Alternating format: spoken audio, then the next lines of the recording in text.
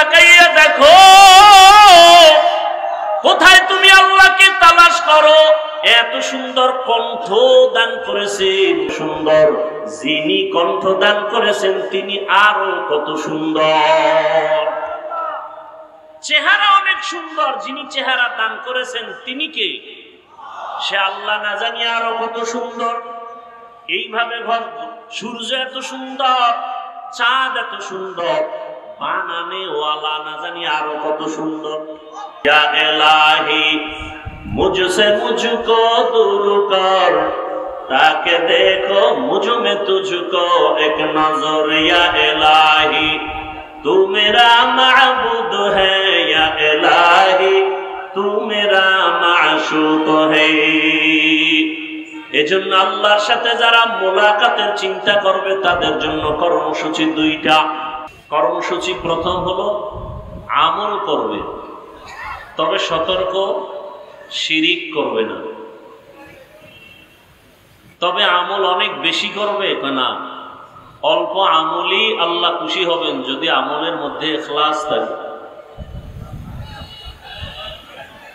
আজ আমাদের দেশে চতুর্মুখী ষড়যন্ত্র, বিশেষ করে দ্বীন ও ইসলাম নিয়ে এত পরিমাণ সাধারণ মুসলমান চূড়ান্ত বিপাকে পড়ে আছে। এমন একটা কাজ নাই, আমল নাই যেখানে কিছু আল্লাহর বান্দারা সন্দেহ সৃষ্টি করেন। কেউ নামাজে দাঁড়াবে, সেখানে সন্দেহ, হাত কোথায় বাঁধবে, নাভির নিচে না বুকের উপরে। জানাজায় দাঁড়াবে, সন্দেহ, আলহামদুলিল্লাহ সূরা পড়বে কি পড়বে না। নামাজে আলহামদুলিল্লাহ পরে আমিন জোরে বলবে না আস্তে বলবে, সন্দেহ। প্রত্যেকটা ঝামেলা যুক্ত। এর মধ্যে আবার সাধারণ মানুষ তো আমল করতেই চায় না। আবার কেউ বলে বেশি আমলের প্রয়োজন নেই, আমল লাগে না। আমাদের গ্রাম্য প্রবাদ আছে, এমনিই তো নাচনেওয়ালা বুড়ি, আরো যদি পায় ঢোলের বাইরে। মানুষ আমল থেকে অনেক দূরে, তার মধ্যে আবার আমলের বিরুদ্ধে আলোচনা। অথচ আল্লাহ পাক রব্বুল আলামিন কোরআনের আয়াতে অন্যত্র বলেন, আমি মানুষ পাঠাবার একমাত্র কারণই হলো আমল করবে। আল্লাযী খালাকাল মাউতা ওয়াল হায়াতা লিয়াবলুয়াকুম আইয়ুকুম আহসানু আমালা ওয়া হুয়াল আজিজুল গফুর। আল্লাহ হায়াত মউত দিয়া যে জীব মানুষকে পাঠাইলেন, আল্লাহ পরীক্ষা করে যাচাই করে দেখবেন কারা আমল করে, উত্তম আমল। আকসারু আমালা বলেননি, বলছেন আহসানু আমালা। বেশি আমল না, উত্তম আমল, ভালো আমল। এখন আমল কোন দিন ভালো হবে জানা নাই, কোন দিনের সেজদা ভালো হবে বলা যায় না। এজন্য আমল চলতেই থাকবে। জীবনের হাজারো সেজদা দিতে দিতে একটা সেজদা যদি ভালো হয়ে যায়, ওই এক সেজদা জান্নাত বিনা হিসেব আল্লাহ দিয়ে দিবে। আতিনা ফি দারে দুনিয়া না হাসান, আতিনা ফি দারে উকবা না হাসান, ইয়া গিয়াসাল মুস্তাগীসিন আহদিনা লিফতিখারা বিল উলুমে ওয়াল গিনা। আল্লাহ বলেন আমি আমলের জন্যই মানুষ পাঠাইলাম, আর বান্দা বলে আমলের প্রয়োজন নেই।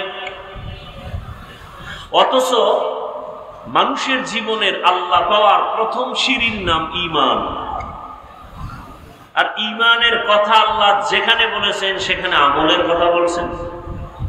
ওয়াল আসরি ইন্নাল ইনসানা লাফি খুসর ইল্লাল্লাযীনা আমানু ওয়া আমিলুস সলিহাত। সমস্ত মানুষগুলো জাহান্নামে যাবে, কিন্তু যারা ঈমান আনার পরে আমল করবে নেক আমল, তারা জাহান্নামে যাবে না। ওয়াত-তিনি ওয়াজ-যাইতুনি ওয়া তুরি সিনিনা ওয়া হাযাল বালাদিল আমিন লাকাদ খালাকনাল ইনসানা ফি আহসানি তাকওয়িম সুম্মা রাদাদনাহু রাআহু আসফালা সাফিলিন।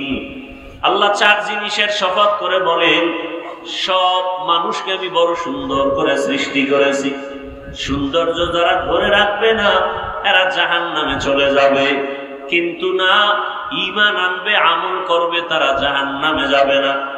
ইন্নাল্লাযীনা আমানু ওয়া আমিলুস সালিহাতি কানাত লাহুম জান্নাতুল ফিরদাউসি নুজুলা।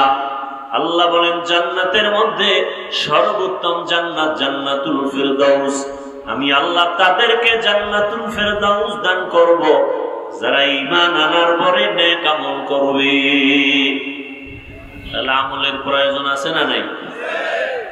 আবার এই আমল সময় খুবই কম, এই আমল আবার দুই ভাগে ভাগ করা, নেক আমল আর বদ আমল। নেক আমল আর বদ আমল।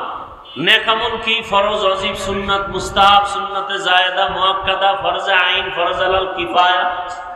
বদ আমল কি? হারাম, নাজায়েজ, মাকরুহ, তাহরিমি, তানজি, শিরক, বিদআত, কুফর, গুনাহে সগীরা, কবীরা, এগুলো সব বদ আমল। আবার এই বদ আমলও দুই ভাগে ভাগ করা, ফাহশা আর মুনকার। ইন্নাস সালাতা তানহা আনিল ফাহশাই ওয়াল মুনকার ওয়া লাযিকরুল্লাহি আকবার। আল্লাহ বলেন নিশ্চিত নামাজ মানুষকে পাপের জগৎ থেকে মুক্ত করে দিবে। কার ওয়াদা? জোরে বলেন, ওয়াদা কার? আল্লাহ। তাহলে নামাজ অবশ্যই পাপের জগৎ থেকে মানুষকে পবিত্র করে দিবে। এই পাপ বলতে কিছু আছে ফাহশা, কিছু আছে মুনকার, দুটোটাই বদ আমল। তবে ব্যবধান, ফাহশা এমন বদ আমল যেগুলো বুঝার জন্য কোনো দলিল লাগে না, বিবেক বুঝে ফেলে, দলিল আছে, দলিল পর্যন্ত যেতে হয় না। মুনকার এমন বদ আমল যেগুলো দলিলের ভেতরে না ঢুকলে সমাধান হয় না। যেমন মিথ্যা বলা নেক আমল না বদ আমল? বলেন, এটা বুঝার জন্য দলিল লাগবে? দলিল আছে। ওয়াইলু ইয়াউমাইযিল লিল মুকাদ্দিবিন, ওয়াইলু ইয়াউমাইযিল লিল মুকাদ্দিবিন। মিথ্যাবাদীর জন্য জাহান্নাম। তো কেমন জাহান্নাম? ওয়াইল নামক জাহান্নাম। জাহান্নামের স্তরের মধ্যে মারাত্মক ভয়ঙ্কর জাহান্নাম হলো ওয়াইল নামক জাহান্নাম। মারাত্মক।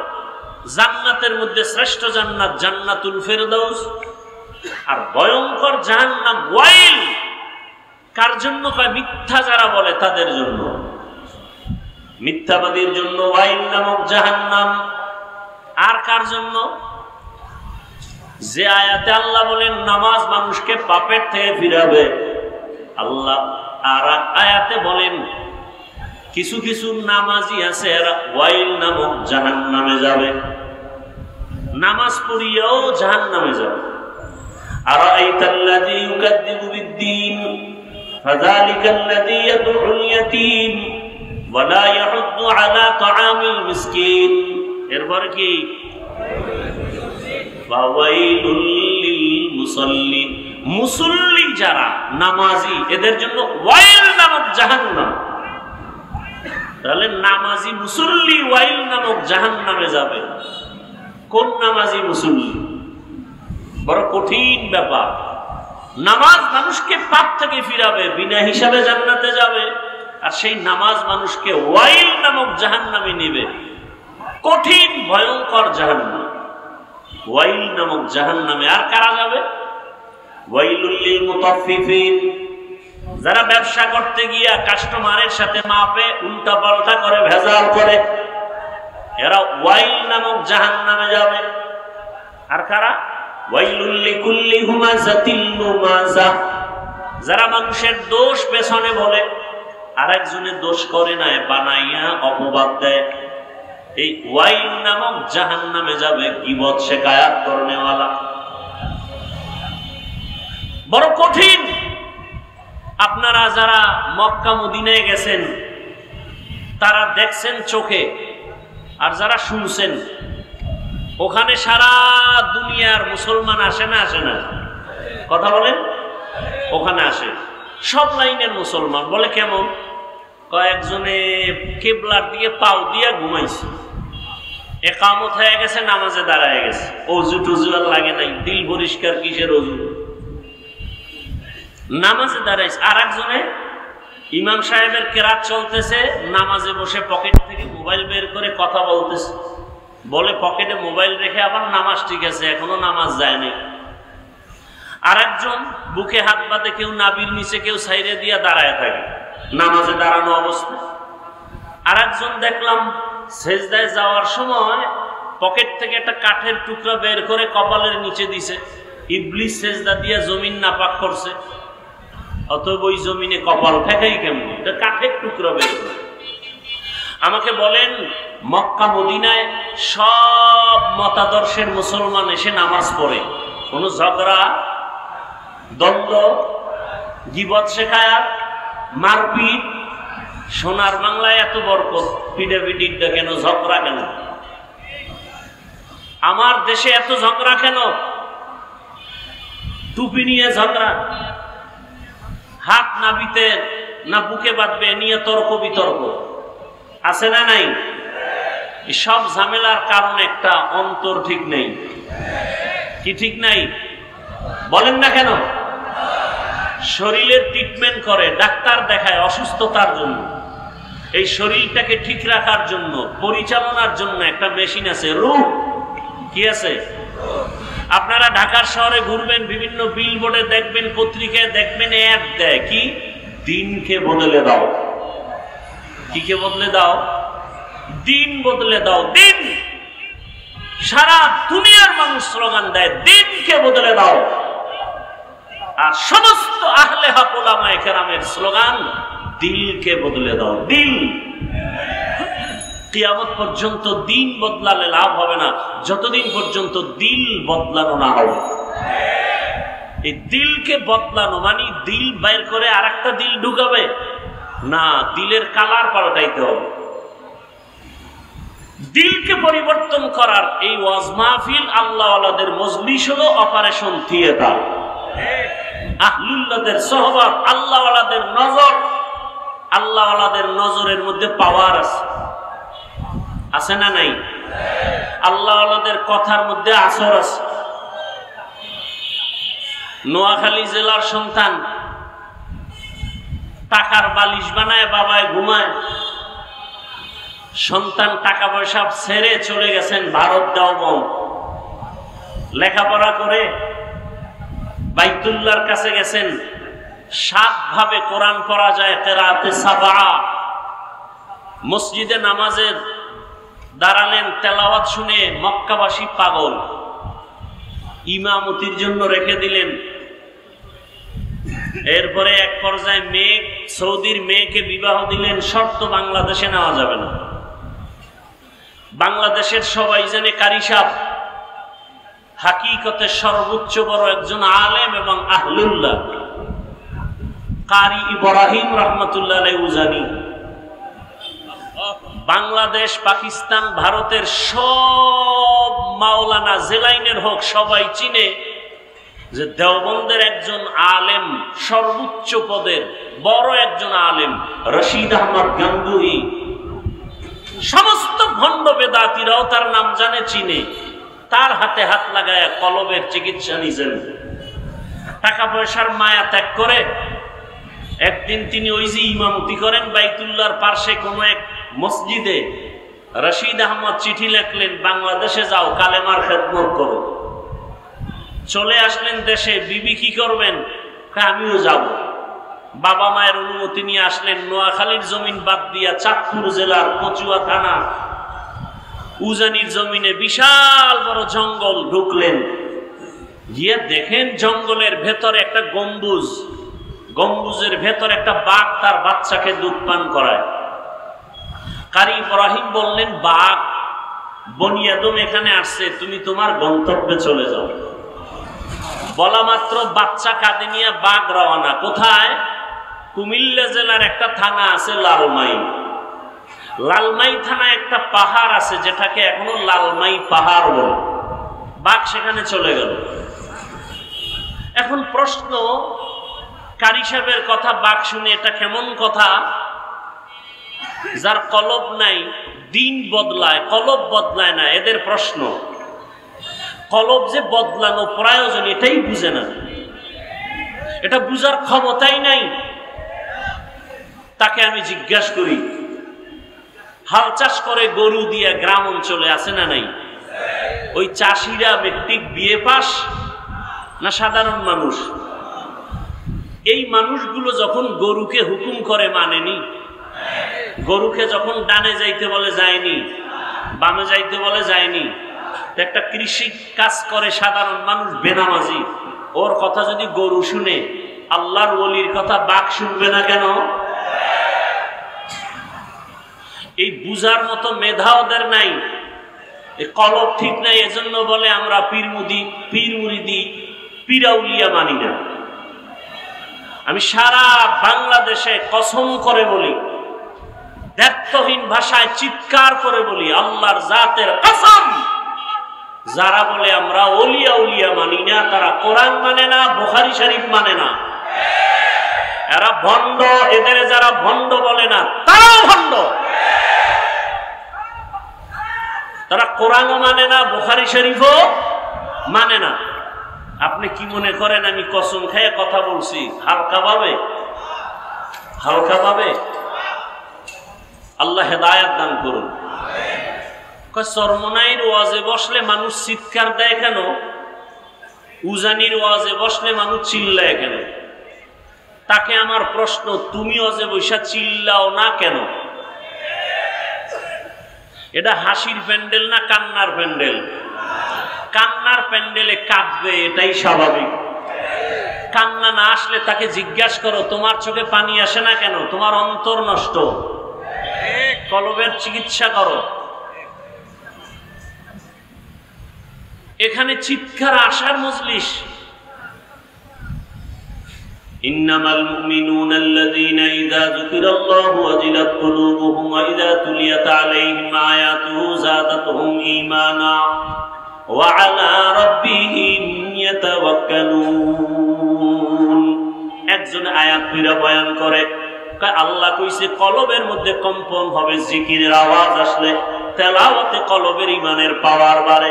তাহলে কলবের মধ্যে কম্পন হবে, শরীর লাফায় কেন? প্রশ্ন সেখানে আবার, কেন? দিল ঠিক নাই। ভূমিকম্প হয়নি সোনার বাংলায়? যারা জানেন তারা বলেন, ভূমিকম্প যে হয় ঢাকার কোন এক জায়গায় বা নেপালে ভূমিকম্প হয়েছে বা কক্সবাজারে হয়েছে, ঢাকার শহর কাঁপে না কাঁপে না? কাঁপে। কক্সবাজারের ভূমিকম্প হলে ঢাকা কাঁপে কেন? আর সেই ভূমিকম্পটা জমিনের উপরে হয় না ভেতরে? বলেন তো। নিচে হলে উপরে কাঁপে কেন? বিল্ডিং কাঁপে কেন? ঠিকই আল্লাহর মহব্বত আর মারেফতের নূর সিনায় আসার পরে কলবে জালজালা হলে বডির মধ্যে এটার আসর শুরু হয়ে যায়। ইয়া ইলাহি মুঝসে মুঝকো দূর কর, তাকে দেখো মুঝ মে তুঝকো এক নজর। ইয়া ইলাহি তু মেরা মাবুদ হ্যায়, ইয়া ইলাহি তু মেরা মাশুক হ্যায়। এজন্য আল্লাহর সাথে যারা মোলাকাতের চিন্তা করবে তাদের জন্য কর্মসূচি দুইটা। আল্লাহর সাথে মোলাকাত করার আশাই নেই। কেন? আল্লাহর সাথে পরিচয় নেই আল্লাহকে। নাস্তিকরা তো বলে যাকে দেখি না তারে মানিও না। আল্লাহকে কেন দেখার চিন্তা নাই? আল্লাহকে চিনি না। আল্লাহকে চিনার জন্য কোথায় যাও? বলে আমেরিকা, লন্ডন কয় না। ওয়াফি আনফুসিকুম আফালা তুবসিরুন।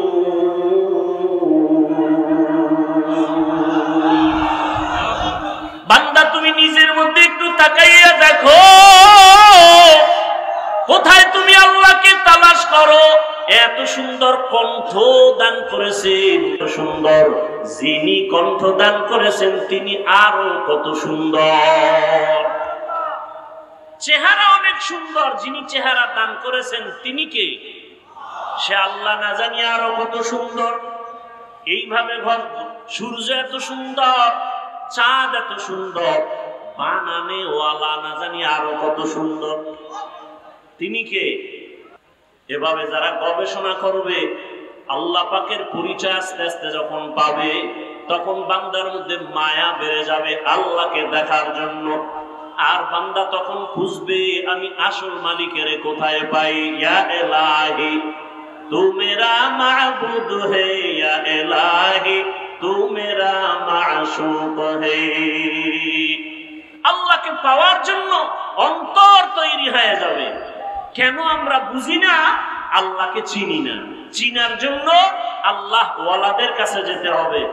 আল্লাহ পাকের এই মজলিস, আল্লাহ ওয়ালাদের মজলিস, আল্লাহ পাকের কুদরতি আলোচনার এই মজলিসে বসলে আল্লাহর পরিচয় লাভ হয়। এজন্য আল্লাহর পরিচয় লাভ করার জন্য আল্লাহর মুলাকাতের তামান্না অন্তরে তৈরি করে নেক আমল এবং শিরিক মুক্ত থাকার তৌফিক আল্লাহ আমাদেরকে দান করুন। আমিন।